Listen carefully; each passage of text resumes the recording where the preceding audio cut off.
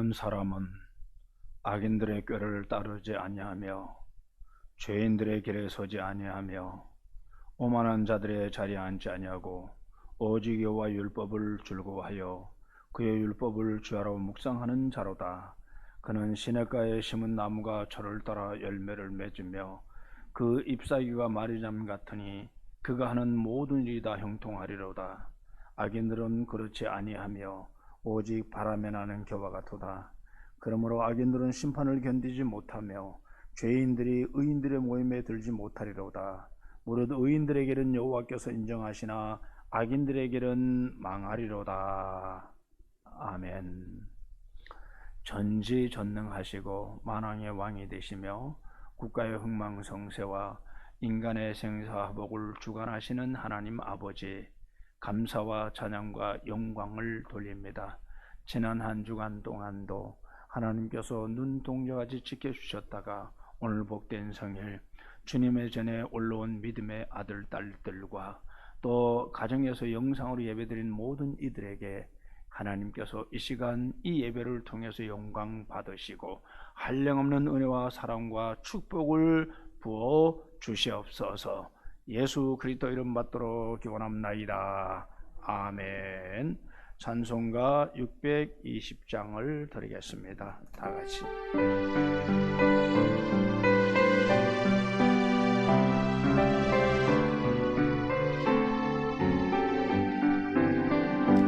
여기에 모인 우리 주의 은총 받은 자여라.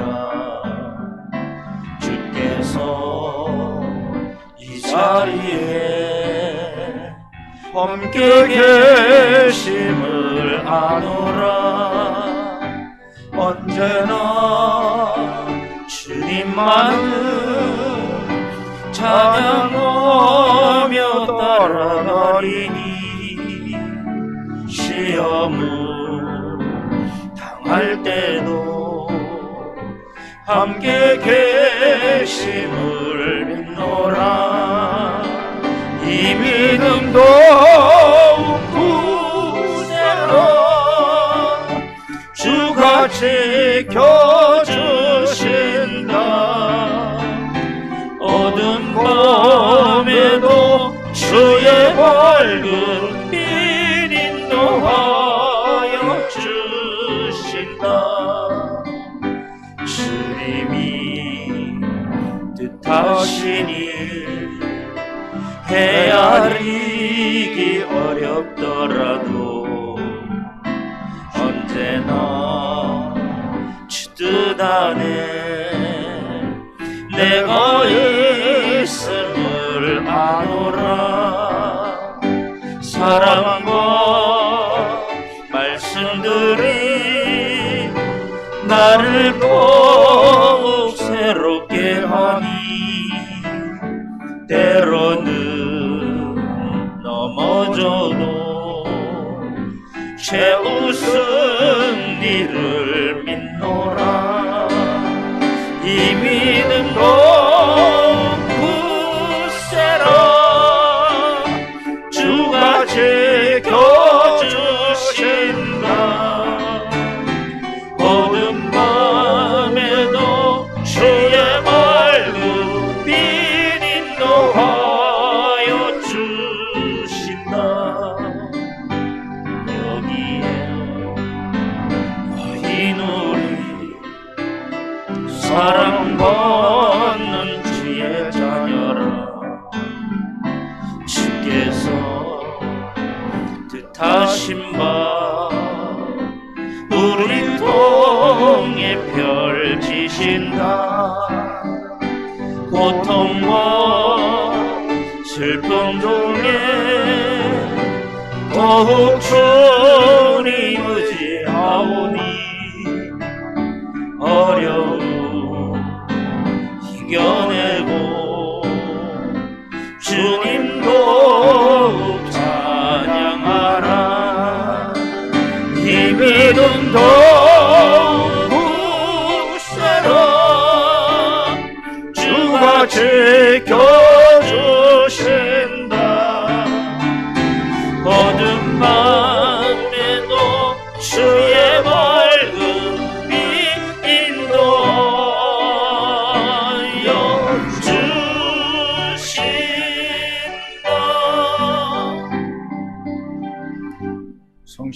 요한복음은 79번 요한복음 15장입니다. 나는 포도나무요 너희는 가지라. 그가 내 안에 내가 그 안에 거하면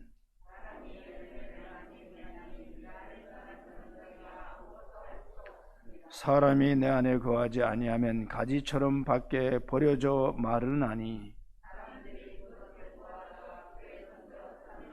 너희가 내 안에 거하고 내 말이 너희 안에 거하면 무엇인지 원하는 대로 구하라. 너희가 열매를 많이 맺으면 내 아버지께서 영광을 받으실 것이요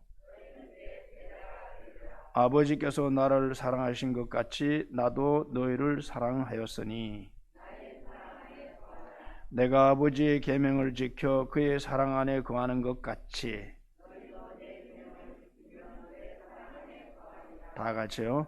내가 이것을 너희에게 이름은 내 기쁨이 너희 안에 있어 너희 기쁨을 충만하게 하려 함이라. 아멘. 사도신경으로 신앙 고백을 드리겠습니다.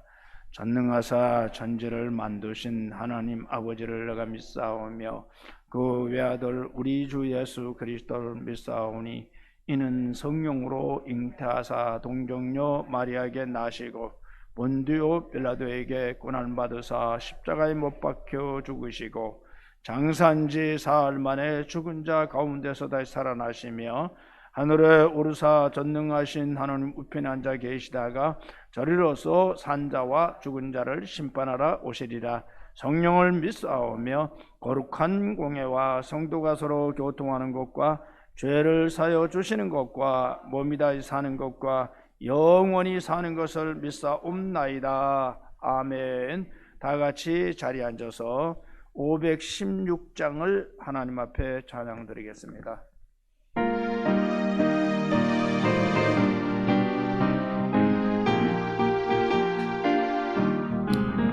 모든 길 따르라 의의 길을 세계 만민의 참된 길 이 길 따라서 살기를 온 세계에 전하세.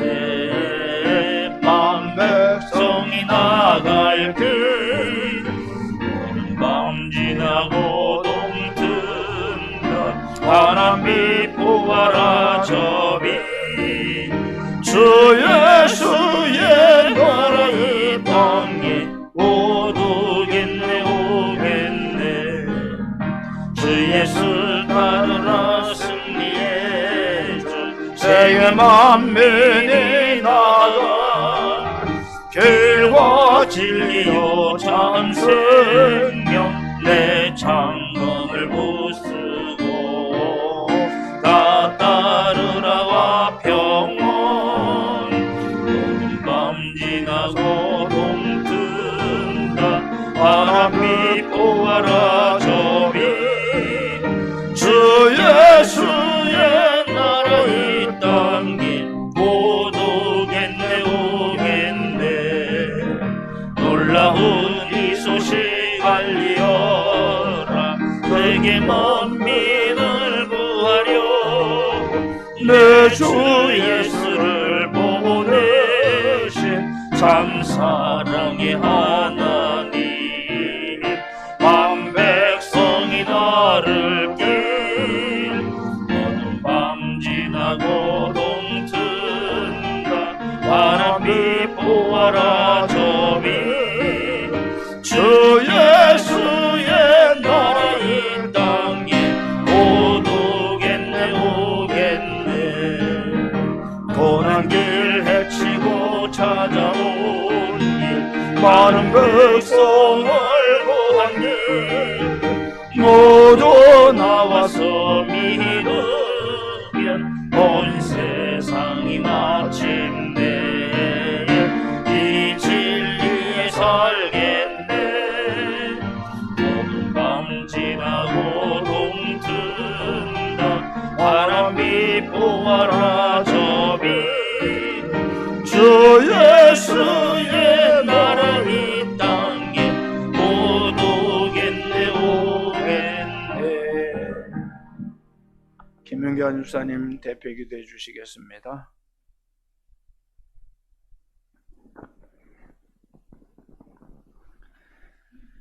영광 받으시기에 합당하신 사랑의 주님, 코로나의 환경에서 오늘 인터넷과 대면 예배로 저에게 시간과 여건을 허락하여 주시고 인도하여 주심을 감사드립니다. 주님의 은혜 속에 살고 있는 저희들이 이 시간 주님을 사모하는 심령으로 예배하오니 찬양과 영광을 받아 주시옵소서. 주님, 저희를 불쌍히 여겨주셔서 이 시간에 저희들의 삶을 아버지의 말씀으로 돌아보는 은혜를 허락하여 주시옵소서. 하나님 자녀답게 회개와 성령님의 동행으로 변화되고 저희의 어두워진 눈을 밝혀주시사 신령한 것을 보게 하시고 진실한 마음으로 하나님 자녀답게 살게 하여 주시옵소서. 코로나의 위기 속에서 대한민국의 방역과 대처 능력이 세계 모범 사례로 드러나듯이 한국 교회도 신앙의 위기 속에 하나님의 말씀과 예수님을 나타내는 모범이 되게 인도하여 주시고 복음을 전파하는 복된 교회가 되게 하여 주시옵소서. 아멘. 코로나가 종식되어 모든 백성들이 일상의 생활로 돌아갈 수 있도록 도와주시고 정상적인 대면 예배를 드릴 수 있도록 인도하여 주시옵소서. 주님이 세우신 우리 하늘문 교회가 힘들고 어려운 고난 가운데서도 주님의 뜻대로 행하는 교회가 되게 하시고 이 지역의 수많은 영혼들을 구원의 길로 인도하는 구원의 방주로서 역할을 감당하게 하여 주시옵소서. 아멘. 오늘도 주님의 말씀을 들고 단위에 서시는 목사님을 통하여 선포하시는 말씀에 권세와 은혜가 넘치게 하옵시고 우리 모두가 변화를 받아 승리하는 삶을 살게 하여 주시옵소서. 아멘. 오늘도 저희가 드리는 이 예배가 온 마음과 뜻과 정성을 다하여 드리는 예배가 되고 참된 예배자로 하나님 앞에 서게 하여 주시옵소서. 예수님의 이름으로 감사하며 기도드립니다. 아멘.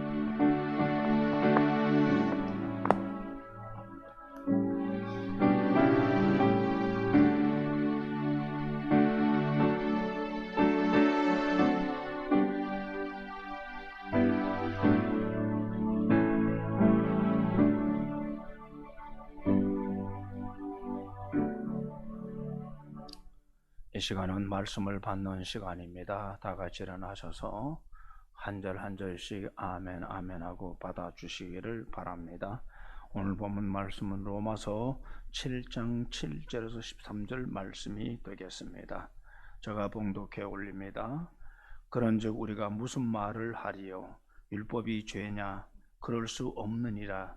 율법으로 말미암지 않고는 내가 죄를 알지 못하였으니 곧 율법이 탐내지 말라 하지 아니하였더라면 내가 탐심을 알지 못하였으리라.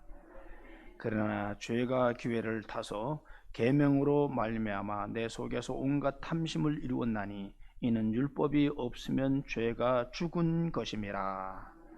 전에 율법을 깨닫지 못했을 때는 내가 살았더니 계명이 이름에 죄는 살아나고 나는 죽었도다.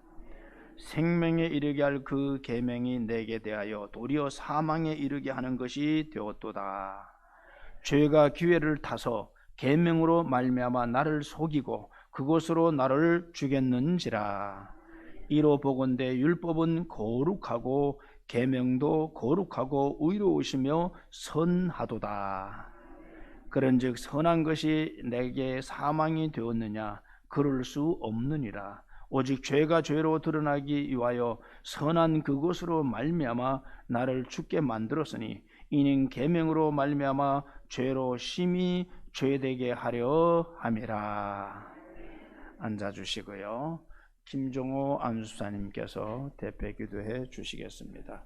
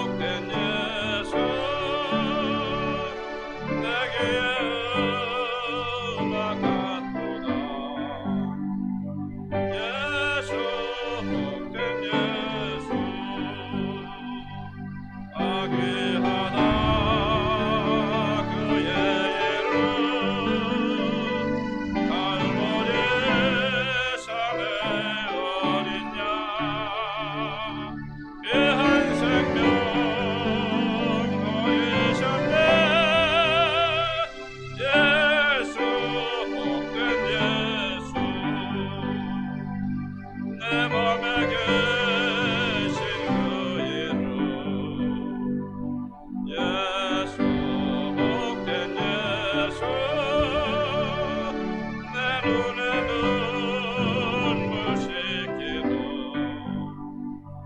예수 복된 예수 아귀하다 그의 이름 갈보리 산의 어린 양 귀한 생명 버리셨네 예수 복된 예수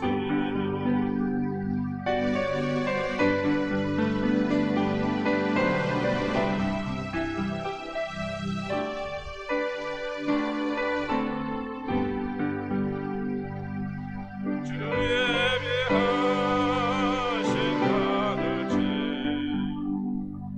예수 복된 예수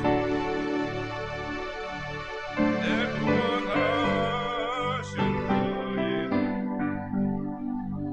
예수 복된 예수 아귀하다 그의 이름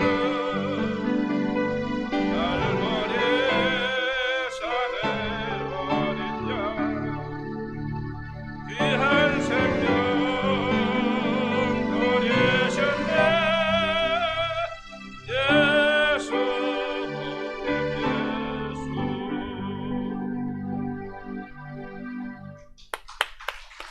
수고하셨습니다. 죄송합니다. 그래요. 감사합니다. 기도드립니다. 항상 기뻐하라. 쉬지 말고 기도하라. 범사에 감사하라. 이는 그리스도 안에서 예수님의 뜻이라고 했는데 우리는 삶의 환경 여건 처지에 따라서 기쁨을 빼앗길 때도 있었고 감사를 빼앗길 때도 있었고 기도도 쉴 때가 많았습니다.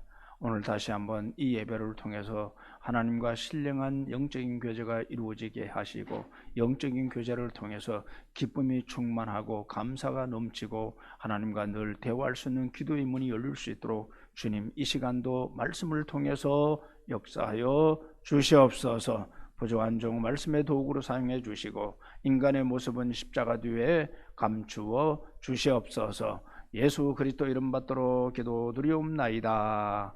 아멘. 찬양하라 내 영혼아, 찬양하라 내 영혼아, 찬양하라 내 영혼아, 내 속에 있는 것들아 다 찬양. 행복하라 행복하라 내 영혼아, 행복하라 내 영혼아, 내 속에 있는 것들아 행복. 감사하라 감사하라 내 영혼아, 감사하라 내 영혼아, 내 속에 있는 것들아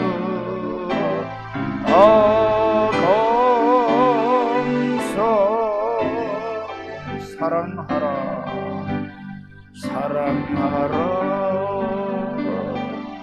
내 영혼아, 사랑하라 내 영혼아, 내 속에 있는 것들아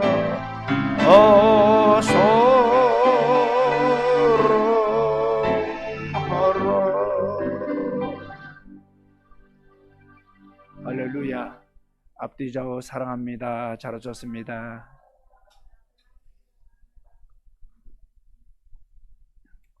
저도 여러분들을 사랑합니다. 이렇게 건강하게 보니까 얼마나 좋아요. 자, 오늘 은혜 받을 제목을 한번 같이 읽어봅시다. 시작. 우리가 성경 66권에서 많이 발견하는 단어가 있습니다. 그것은 바로 율법입니다. 이 율법이라는 단어는 개역 개정판 성경에 정확히 300회가 등장하는데 구약에서 151회 그리고 신약 성경에서 149회로 신구약의 절반씩 차지하는 것으로 균형을 이루고 있는 것을 볼 수 있습니다. 신약 성경을 대표하는 성경이 뭐예요?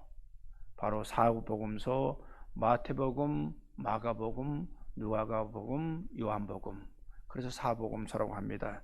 그럼 구약의 성경에 대표하는 것은 뭐예요? 바로 모세오경입니다. 모세오경은 창세기, 출애굽기, 레위기, 민수기, 신명기 5권의 책을 가리키는데 이 모세오경 중에 중심 주제가 바로 율법입니다. 율법이에요.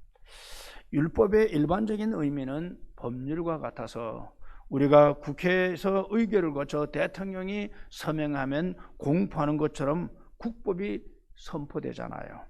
그러나 성경에서 말하는 이 율법은 하나님께서 시내산에서 모세를 올라오라 하시고 그 모세를 통해서 주신 성문 법전을 의미하는 것입니다. 이 율법은 인간이 제정하고 공포하는 법률과 달리 전지전능하신 하나님, 인류를 주관하신 그 하나님께서 친히 모세를 시내산에 올라오라고 그에게 주신 말씀인 것입니다. 그래서 이것을 너는 내려가서 이스라엘 백성들이 꼭 지키게 하라고 말씀하셨어요. 그래서 특별성이 있습니다. 대한민국의 국민이라면 국민의 의무를 다하고 국가의 법을 지키는 것이 도리입니다. 마찬가지로 우리는 성민입니다. 하나님의 백성입니다. 하나님의 백성은 하나님의 말씀을 듣고 하나님이 주신 말씀에 의해서 지켜나가는 것이 바로 우리 성도의 삶인 줄 믿습니다. 그래서 이 율법은 친히 하나님께서 제정하셔서 이스라엘 백성에게 주신 것이기 때문에 하나님의 법을 대표하는 법 중에 법이 바로 이 율법인 것입니다. 그렇다면 신학시대에 살아가는 우리 성도들은 이 율법을 과연 꼭 지켜야 할까요? 꼭 그렇지는 않습니다. 그리스도께서 전하신 법, 예수님이 이 땅에 오셔서 전하신 그 복음은 율법에 매여 있던 자들에게 자유를 준 것이기 때문에 복음을 믿는 우리 성도들은 율법에 꼭 얽매일 필요는 없다. 그래서 사도 바울은 로마서 8장 1절에서 2절을 이렇게 말씀합니다. 한번 읽어봅시다. 시작.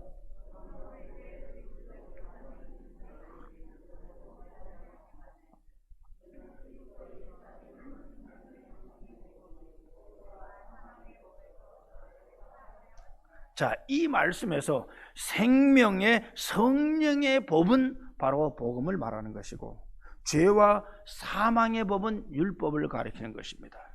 사도 바울은 교리서 신인 로마서와 갈라디아서 복음을 받아들인 성도는 더 이상 율법에 얽매일 필요가 없다. 그렇다면 우리 성도들은 이 율법의 모든 규례들을 다 무시하고 살아갈 수 있는가? 그렇지는 않습니다. 율법에 대해서 이 사도 바울이 로마서와 갈라디아에서 비판하던 그가 오늘 본문의 말씀을 보면은 12절을 한번 읽어봅시다. 12절 시작.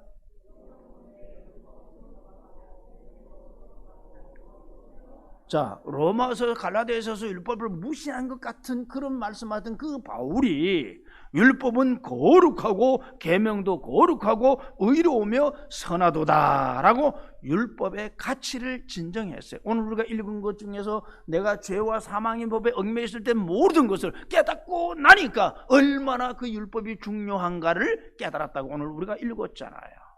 오늘 본문의 말씀인 거예요. 예수님께서도 마태복음 5장 17절에서 산상수훈에서 내가 율법이나 선지자를 폐하러 온 줄로 생각하지 말라. 폐하러 온 것이 아니요 완전하게 하려 함이라고 말씀했어요. 예수님께서도 율법을 중시했습니다. 그러나 예수님 믿는 우리 성도들은 율법을 복음과 반대되는 개념으로 받아들이면 곤란하다. 우리가 그리스도인으로서 바른 지식에 근거한, 지난주에 설교했듯이 성경에 대한 바른 지식에 근거한 바른 신앙의 삶을 살아가려면 율법에 대해서 바른 이해가 필요하다 이거예요. 구약에서는 율법이 곧 성경입니다. 그 중요성은 매우 지대했잖아요. 그리스도께서 전하신 복음도 율법과 상관관계가 있음을 알 수가 있어요. 전혀 다른 내용이 아닙니다. 율법을 바르게 이용하고 그 다음에 이해하고 적용할 때 바른 신앙생활을 할 수 있어요. 그러면 우리 성도는 이 시대의 율법을 어떻게 이해하면서 지켜나갈 것인가? 오늘 본문을 통해서 3가지 정도로 말씀을 신고코자 합니다. 우리 한번 따라합시다. 첫 번째, 율법에는 오늘날에도 지켜야 할 법과 그렇지 않은 법이 있습니다. 이해갑니까? 자, 출애굽기서에서 출애굽기 창세기를 빼고 오경 중에 창세기를 빼고 그 다음에 출애굽기, 레위기, 민수기, 신명기 여기에 4권의 성경을 보면은 당시 이스라엘 백성들이 지켜야 할 잡다한 여러 가지 조항의 법이 하나하나 열거되어 있습니다. 율법의 이러한 규례들은 이스라엘 백성들로 하여금 반드시 지켜야 한다라고 말씀하고 있어요. 이 법을 어기면 하나님의 말씀에 불법하는, 위법하는 행위입니다. 그래서 그에 상응하는 처벌을 받잖아요. 첫 번째가 뭐예요? 에덴 동산에서 아담과 하와가 하나님 말씀을 경하게 생각하고 그 법을 받아들이지 않다가 그들은 엄청난 처벌을 받았잖아요. 그들이 에덴 동산에서 선악과를 따먹지 않고 생명나무를 따먹었다면 영생을 누릴 터인데 뱀의 꼬임에 의해서 선과 악을 하나님같이 되려고 하다가 결국은 인생은 거기서부터 비참한 인생이 되고 말았어요. 사무엘상 2장에 보면은 엘리의 2 아들 홈니와 비느하스가 있습니다. 근데 이 2 아들이 하나님의 준엄한 심판을 받은 이유는 하나님 앞에 제사 드리는 방법을 하나님 말씀대로 하지 않았어요. 잘못된 제사를 드렸기 때문에 다 죽여버리셨어요. 율법에서 자유한 오늘 이 시대의 우리 성도들은 율법을 위반하는 행위를 해도 되는 것은 아니다.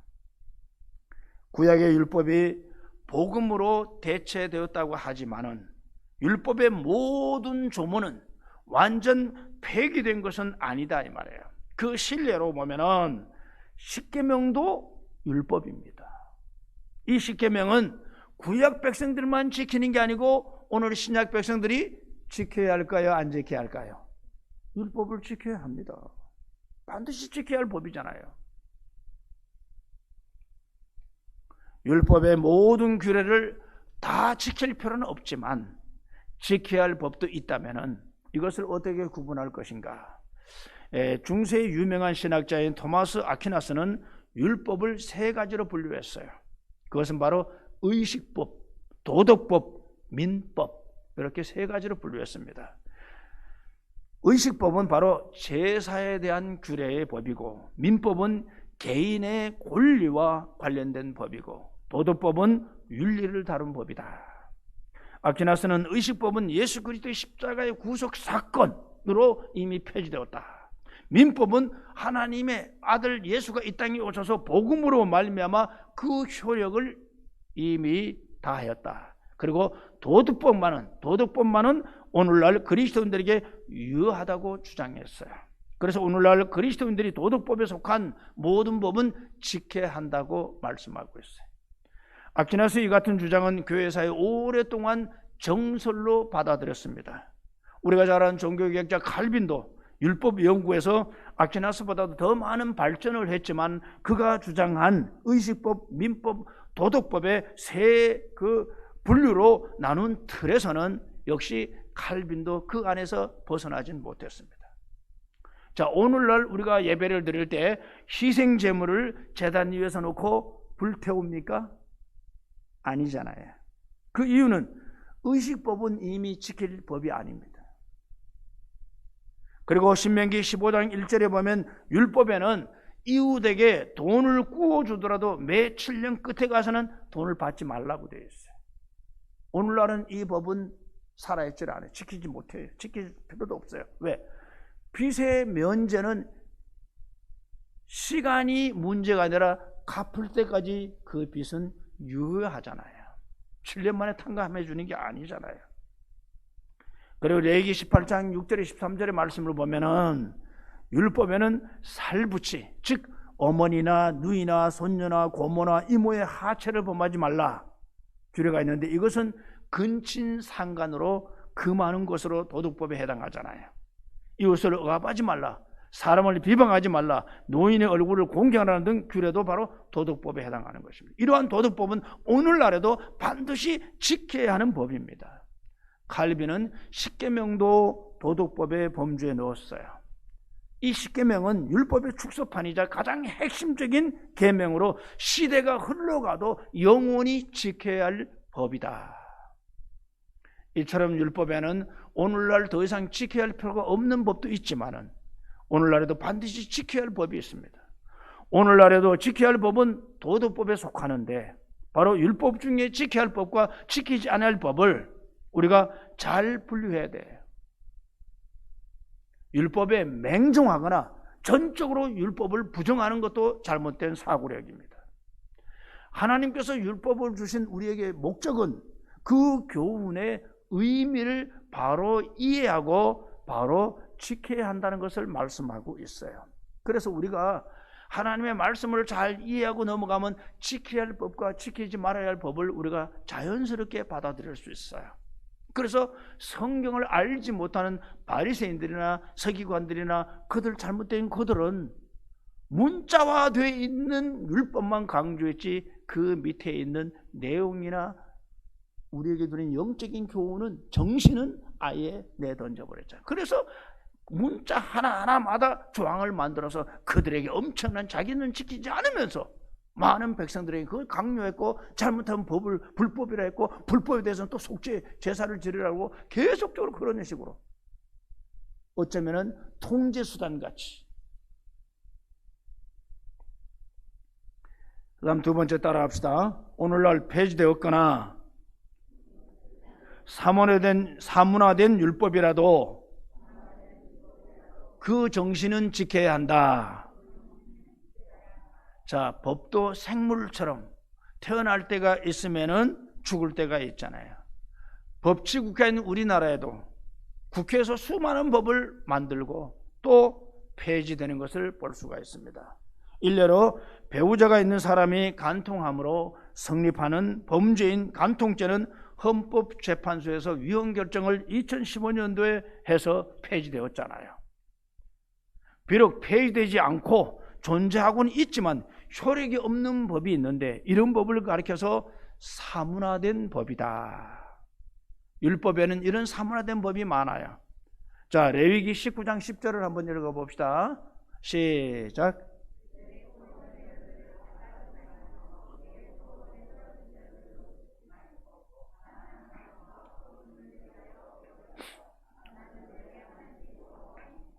자, 이 법조항은 오늘날 현실에 맞지 않잖아요. 이런 법은 어긴다고 해서 죄가 안 돼요. 자기네 과수원에서 자기네들이 해서 다 따든 놔두든 그건 주인 마음대로요. 왜 짐승들이나 지나가는 과객들이 먹을 걸 왜 안 댕겨놨냐? 너는 죄졌다. 가서 몽둥이로 때리거나 감옥 넣는 건 없잖아요. 이건 지나간 겁니다. 오늘날 폐지된 대표적인 법은 의식법에 해당하는 제사법입니다. 오늘날은 더 이상 양이나 소를 희생제물로 바치지 않고 또 불태워서 번제를 드리지 않잖아요. 예수님이 이미 십자가에서 스스로 자기 몸을 제물로 드림으로써 제사법을 완성했기 때문에, 또 오늘날의 유월절이나 초막절 이런 절기를 지키지 않아도 됩니다. 비록 이스라엘 백성들이 3대 절기를 지키라고 구약에는 했지만 오늘날 이건 지키지 않아도 상관없어요. 그렇다고 우리는 이 폐지된 사문화된 이 율법 조항을 무가치하게 여기거나 평가절하해서는 안 됩니다. 하나님께서 친히 제정하셔서 모세에게 주신 것은 율법에 아무 근거 없는 조항 하나도 없어요. 다 하나님이 우리 백성들에게 필요하기 때문에 주신 말씀이에요. 자, 각종 제사법은 예수 그리스도께서 이미 구속의 사역으로 이 땅에 오셔서, 아들 예수가 이 땅에 오셔서 바로 희생 제물인 소와 양을 제사를 드리듯이 내 아들 예수가 십자가에 매달려 죽어야 너희들이 구원받는다는 것을 예표하는, 구약에서 신약을 예표하는 내용입니다. 이건 이미 우리가 알고 있잖아요. 그리고 번제물로 드리는, 태워서 드리는 것들, 이미 예수님 십자가에서 모든 걸 다 이루고 다 주셨잖아요. 희생의 모든 것들을, 그것을 예표하는 거예요. 그래서 구약 성경은 오실 예수 그리스도를 말씀한 거고, 지금 재림 시간을 기다리는 우리는 그 예수님이 다시 재림 오실 그걸 기다린 거 아니겠어요? 바로 이 말씀을 우리는 알아야 돼요. 그런데 헛된, 잘못된 가르치는 사람들이 잘못 가르치다 보니까 완전히 율법은 폐기해버리고 그러면 안 되죠. 자, 율법에는 레위기 19장 19절도 한번 봅시다. 시작.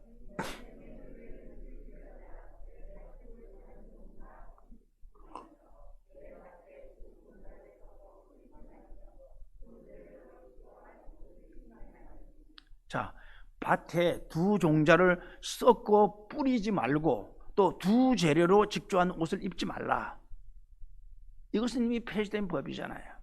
자, 밭에 두 종자를 뿌리든 10종자를 뿌리든 누구 마음이요? 농사짓는 농부의 마음이요. 왜 이 밭에는 2개 이상 했냐? 이런 따지질 않아요. 또 오늘 여러분들 옷 입고 있는 것 한 가지 색깔만 있습니까? 우리 이인규 권사님 색깔이 여러 가지네요. 여러 가지 들어있어요. 2가지 이상 다 들어있어요. 이거 죄라고 다스립니까? 아니잖아요. 그런데 여기서 우리가 중요한 것은 하나님께서 이 말씀을 주는 것은 상징적인 의미, 우리에게 교훈을 주는 것입니다. 문자 그대로가 아니라 거기에 따른 정신이 중요한 거예요. 영적인 교훈이 중요하다 이 말이에요. 자, 보세요. 영적인 것과 육적인 것이 혼합되면 혼합주의가 되는 것입니다. 그리고 하나님을 믿는 신앙과 이방 믿는 신을 잡탕으로 묶으면 웃기는 얘기 아니에요. 그래서 하나님이 시키면 나 이외에 다른 신을 섬기지 말라. 하나 한 분, 신적인 관계에서는 절대로 섞이지 마라, 이 말씀이에요. 그리고 영적인 하나님과의 관계와 인간의 육적인 관계를 혼합시켜버리면 잡탕이 되어버리는 거예요. 하나님은 혼합을 좋아하지 않아. 인간은 혼합이 되면 자기 갈 바를 알지 못하는 거예요. 길이요 진리요 생명이 되신 예수를 부인해버리면 갈팡질팡이 되는 거예요. 혼합되니까 무엇이 옳은지 무엇이 옳은지. 가끔 보면 사람들이 연초가 되면, 뭐 지금은 별로 그렇지 않습니다만 옛날 보면은 절에도 갔다가 점쟁이도 갔다가 어디도 갔다가 왔다 갔다 또 교회도 왔다가 그런 분이 많았어요. 근데 지금은 뭐 그런 분이 있는지 없는지 모르지만 이건 아니잖아요. 유일신인 하나님, 길이요 진리요 생명이 되신 예수 이외에는 누구든지 하나님 나라에 들어갈 수 있는 티켓을 준 것이 없잖아요. 그래서 내 아들 예수 이름을 부르는 자는 누구든지 구원을 얻는다고 그랬잖아요. 영적인 교훈이 바로 섞이지 말라는 이 내용은 구약의 율법에서 폐지됐다 할지라도 오늘 우리에게 주신 정신은 바로 이것을 의미하는 거예요. 믿습니까? 이걸 잘 알아야 다른 소리를 안 하는 거야. 다른 소리를 안 하는 거예요. 그러니까 믿음으로 구원받지 무슨 행위로 구원받지 이런 소리 하는 거예요. 그 지극히 작은 지엽적인 조그만 가지를 가지고 다투는 거예요. 큰 정신은 아니잖아요. 믿음은 곧 행함의 열매가 따라야. 열매 없는 믿음이 뭐가 믿음이요? 아무도 의미 없는 거죠. 그러니까 믿음으로 구원받지만 행함이 열매가 없으면 아무 의미도 없단 말이에요. 무화과 나무 열매가 없으니까 저주받았잖아요. 추수 때 추수할 농부가 가라지와 곡식을 같이 했다가 마지막 추수 때 불러가지고 가라지는 태워버리잖아요. 열매가 아니니까.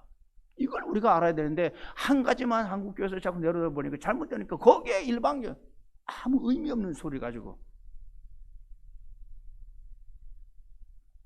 그러므로 우리는 성경에서 율법에 대한 여러 가지 조항을 대할 때는 폐지되었거나 사문화된 법이라 할지라도 우리는 경하게 생각하지 말고 그 속에 담긴 영적인 의미를 받아들여서 하나님 앞에 영광을 돌리고 삶에 적용할 때 우리는 하나님 앞에 인정받는 참된 성숙한 성도의 모습으로 살아가는 줄 믿습니다.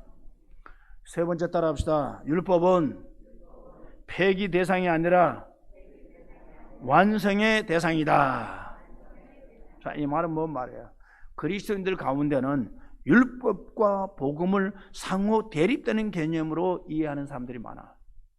이젠 율법과 복음 놓고 예수님 오셔서 율법 다 폐했다. 복음만 믿는다. 신약만 믿는다. 구약은 소용없다. 이런 사람들이 있어요.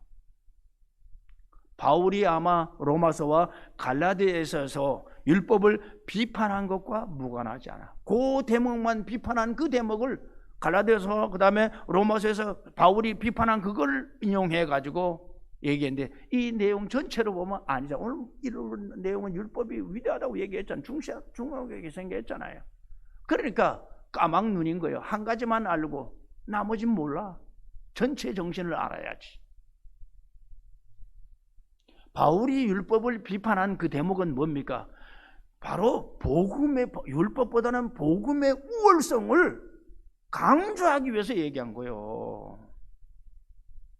율법 그 자체를 부정한 건 아니에요. 그래서 오늘 보면 12절에 뭐라고 그래요? 자, 12절을 또 한번 읽어봅시다. 다시 시작.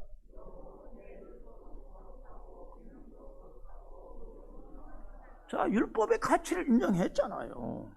실상 율법주의는 나쁘지만은 율법 그 자체는 나쁜 것 아니잖아요. 오늘 쭉 읽은데 내용이 나오잖아요. 율법이 없다면 선과 악, 그 다음에 옳고 그름을 분별하기 어려웠을 것이다. 예수님은 율법에 대해서 자유로운 입장을 취하면서도 율법 그 자체는 부정하지 않았어요. 율법을 폐기 대상으로 보지 않았다는 거예요. 그래서 마태복음 5장 18절은 뭐라 그래요? 시작.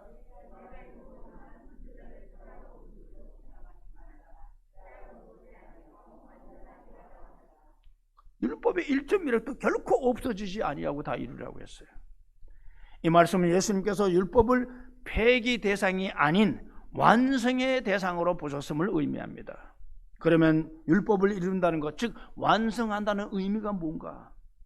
이것은 율법 조문을 완벽하게 잘 지킨다는 의미입니까? 아닙니다. 이 세상에 어느 누구도 인간의 모습으로 태어난 자는 이 율법을 완전히 지킬 수 있는 사람은 아무도 없어요. 아무도 없어요. 왜? 율법으로는 구원받을 수 없어. 그래서 하나님께서 아들 예수를 보내주셨잖아요. 자, 사도 바울이 로마서에서 율법을 완성하는 구체적인 방법을 우리에게 제시하고 있어요. 자, 로마서 13장 8절에서 10절 읽어봅시다. 시작.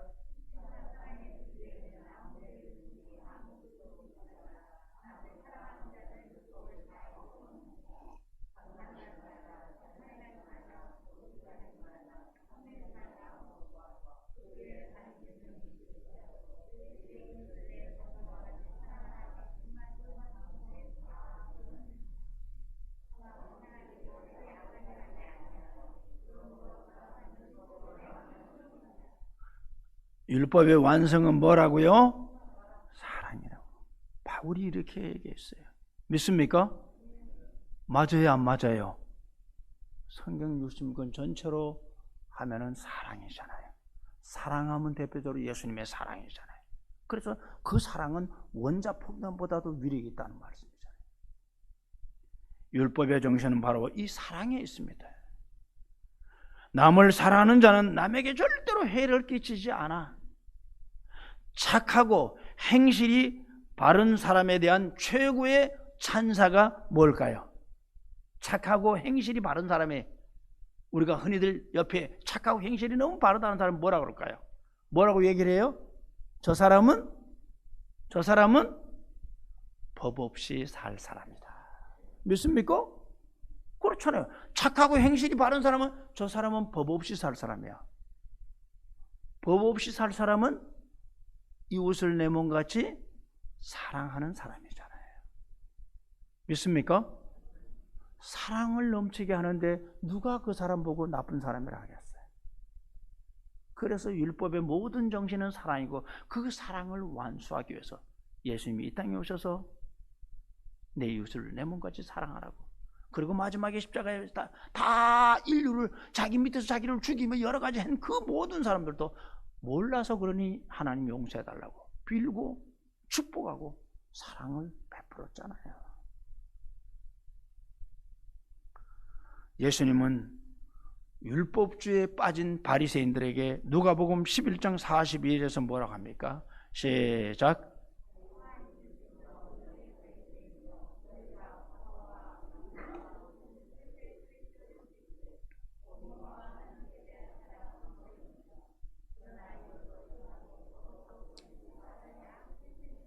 자, 이 말씀은 하나님께서 사람들에게 원하시는 것은 율법의 조문을 지키는 것보다도 그 율법 조문마다 그 속에 담긴 정신인 사랑을 행하라고 강조하고 있는 거예요. 율법주의가 나쁜 것은 뭐예요? 문자화해서 그 문자에 대한 인식만 하고 적용하고 자꾸 상대방에게 강요하는 거예요. 그 율법의 속에 있는 사랑에 대해서는 전혀, 정신은 전혀 의미 없는 거예요. 자, 여러분, 율법의 축소판이 뭐라고 그랬죠? 율법의 축소판이 뭐요? 십계명입니다. 자, 십계명을 하나님이 우리에게 주실 때는 두 가지로 요약합니다.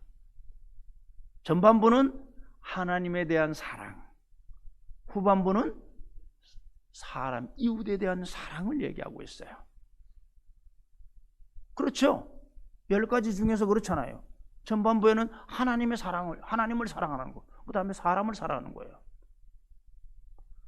야고보서는 이웃을 사랑하는 것을 야고보 2장 8절을 한번 읽어봅시다. 야고보서 2장 8절 시작.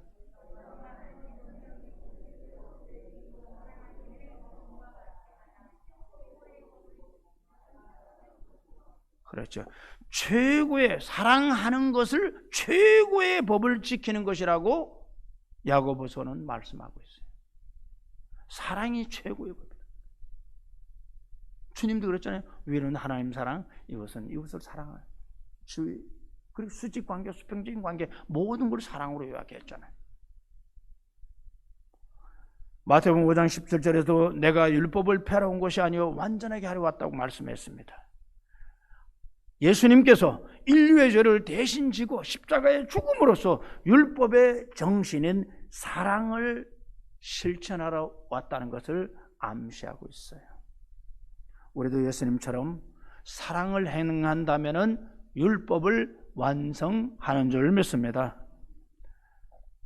사랑하는 성도 여러분, 하나님 나라의 백성은 하나님 나라의 법을 잘 지켜야 돼요. 율법은 하나님께서 선민 이스라엘 백성들에게 주신 바로 성문법전입니다. 이 율법 가운데는 오늘날 지킬 필요 없는 법도 있지만 지켜야 할 법이 있는데 우린 이것을 잘 분별해서 지켜야 할 법은 잘 지켜야고 살아갈 때 하나님이 칭찬하는 거예요. 오늘날 더 이상 지킬 필요 없이 사문화된 법이라 할지라도 그 속에 담긴 정신은 우리가 받아들여서 삶에 지켜나가야 합니다. 또한 이 율법은 폐기 대상이 아니라 완성의 대상입니다. 우리가 그리스도를 사랑하고 삶의 사랑에 실천하면서 살아갈 때 바로 그 순간 그 행함이 바로 율법을 실천하고 완성하는 것이에요. 사도 베드로는 베드로전서 4장 8절에서 이렇게 말씀합니다. 시작.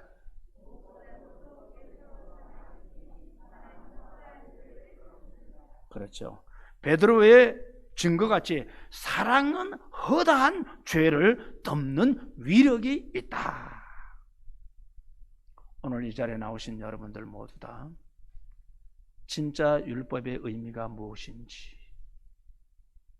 지켜야 할 것은 지키고 패할 것은 패하지만 그 안에 있는 우리에게 원하는 하나님의 뜻, 정신이 무엇인지, 그 정신은 바로 하나님을 사랑하고 이웃을 사랑하는 말씀이에요. 사랑은 허다한 죄를 덮고 하나님 앞에 칭찬받는 삶인 것입니다. 오직 예수는 믿지 않는 세상 사람들도 사랑이 많은 분들은 법 없이 살 사람이다. 오늘 이 말씀을 잘 받아들이면서 율법 하면 무조건 복음과 반대되는 같이 폐기의 대상이 아닌 완성의 대상, 그 말씀을 받아서 이 어려운 때일수록 말 한마디, 행동거치 하나, 삶의 모든 것들이 가정에서부터 시작해서 율법의 완성인 사랑을 실천해 나가는 우리 하나님의 성도들이 다 될 수 있기를 주님 이름으로 축원합니다. 기도드리겠습니다. 하나님 감사합니다.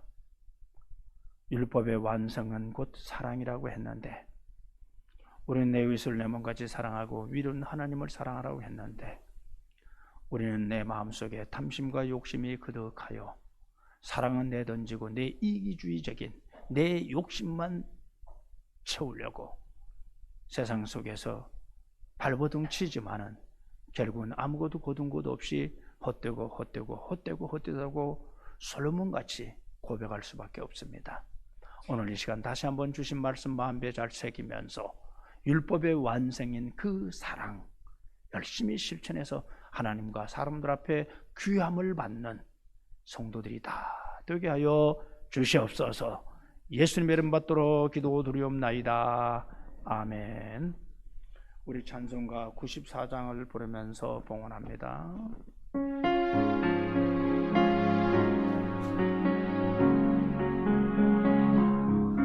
주 예수보다도 귀한 것은 없네. 이 세상 무기와 바꿀 수 없네. 영죽은 내 대신 돌아가신 그 놀라운 사랑 잊지 못해. 세상 즐거움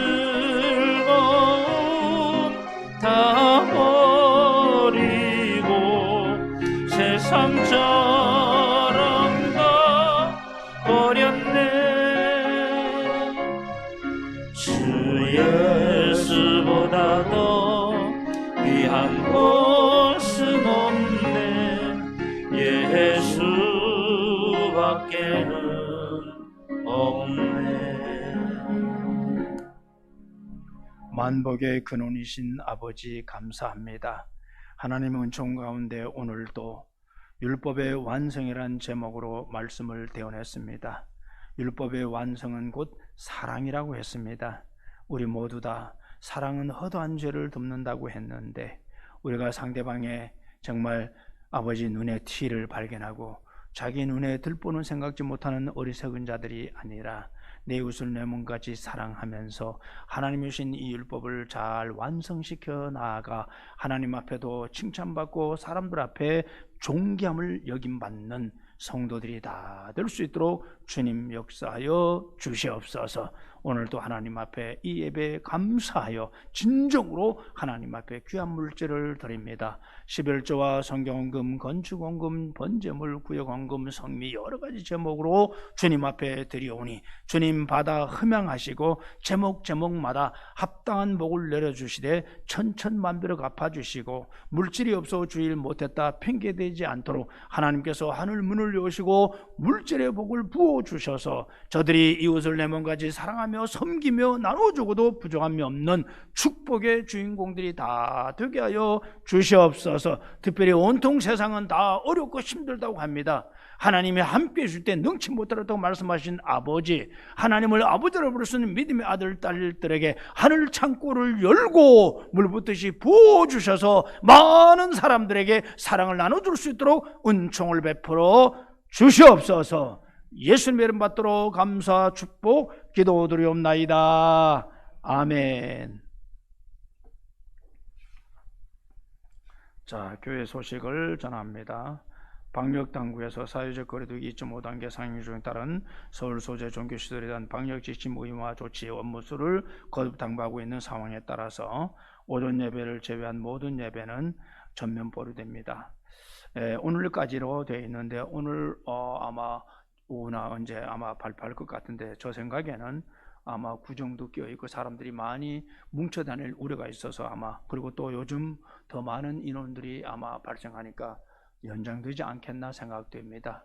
하여튼 오늘 국가에서 발표하는 내용을 보고 우리 부교육자가 여러분들에게 다시 한번 문자로 넣어드리겠습니다. 그런 줄 아시길 바라고, 다시 한번 말씀드리지만은 국가에서 아무리 얘기한다 하더라도 여러분들 자신이 조심하지 않으면 안 돼요.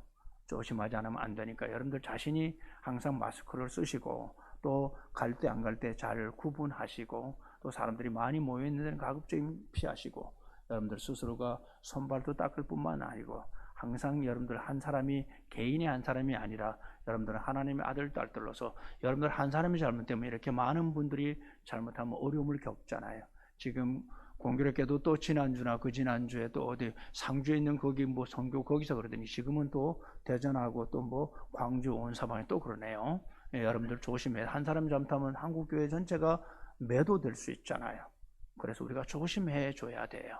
정부가 아무리 그런 거 중요한 게 아니라 우리 스스로가 조심해야죠. 그래서 여러분들은 내 이웃을 내 몸과 사랑한다고 했으니까 이웃에게 전염병은 옮기지 말아야 되잖아요. 그러기 위해서는 조심해야 돼요. 아셨죠? 여러분들 정말 조심해 주시길 바랍니다. 그리고 가정에서 온라인 예배를 드린 분들은 하늘문교회 백석총회 서울 양천구 검색하든가 또는 여러분들이 링크로 터치하면 됩니다. 그렇게 해서 예배를 드려주시길 바라고요.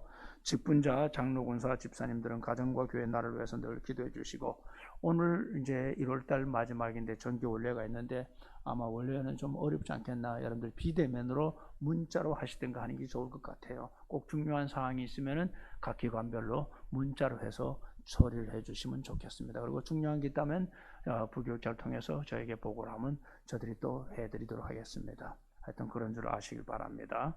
그리고 2월달 금요기도의 인도는 뭐 할지 안 할지 모르지만은 제1남전도에 갑니다. 원래는 6여전도인데 1남전도에서 그래도 금년의 시작이니까 1남전도부터 하겠습니다 해서 1남전도회가 일단 놓습니다. 그리고 성전 청소는 제6여전도입니다. 성전 청소는 제6여전도회가 해주시기를 바랍니다. 자, 우리 다 같이 일어나셔서 앞뒤 좌우 서로 아름다운 교제를 나누시길 바랍니다.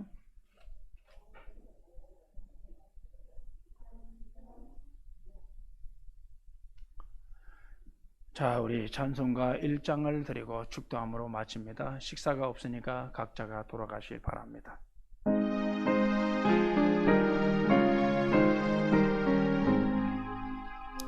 만복의 근원하노니 온 백성 찬송 드리고 조천사여 찬송하세 천성 성부 성자 성령